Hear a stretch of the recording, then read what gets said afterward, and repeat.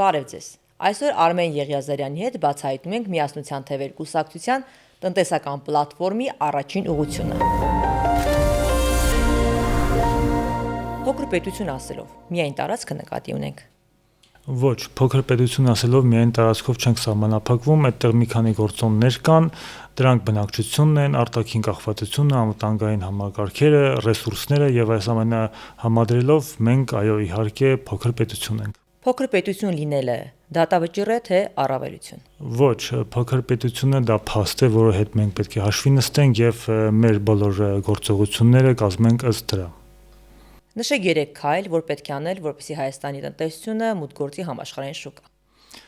Առաջին հերթին մենք պետք է սպառող տնտեսությունից վերափոխվենք արտահանող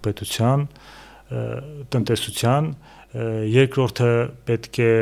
շեշտ դնենք գիտության եւ ինժեներիայի վրա եւ երրորդը պետք է ունենանք տրանսպորտային ենթակառուցվածքներ։ Դուք ինքներդ հավատում եք, որ փոքր տնտեսությամբ Հայաստանը կարող է մուտք գործել համաշխարհային շուկա։ Այո, իհարկե, քանի որ մենք նոր հեծանիվ չենք հորինելու եւ կան այլ պետություններ, օրինակ Քաթարը, Լյուքսեմբուրգը, Էստոնիան, որոնց օրինակով մենք եւս կարող ենք մեր տեղը գտնել համաշխարհային շուկայում։ Իսկ առանց խաղաղության խաչմերուկ ծրագրի կարելի է Հայաստանը վերածել լոգիստիկ հանգույցի։ Խաղաղության խաչմերուկը լիարժեք չի ինտեգրում Հայաստանը միջազգային տնտեսության մեջ։ Մենք ունենք 3 առանցքային ուղղություն, դա հյուսիս-հարավ ավտոմայրուղին է, հյուսիս-հարավ երկաթուղին եւ արևելք-արևմուտք հայեցակարգը, որը միասին այդ 3 առանցքներով մենք կարող ենք Հայաստանի տնտեսությունը ինտեգրել միջազգային շուկաներ։ Իսկ ուր մնաց թրիփը։ Թրիփը ունի 2 կոմպոնենտ՝ քաղաքական եւ տնտեսական։ Ինքը տնտեսական առումով կարող է տարեկան մի քանի տասնյակ միլիոն դոլարի եկամուտ բերել, բայց թրիփի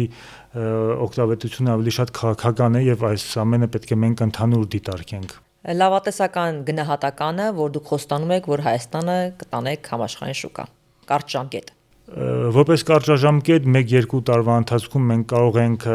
մեր ծառայությունների արտահանման միջոցով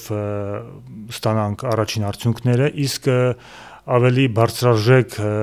արտահանման process-ների համար մի քիչ երկար ժամանակ է պետք, 5-ից 10 տարի, եւ կարծում եմ, որ առաջիկայում մենք կարող ենք այդ ամենը տեսնել։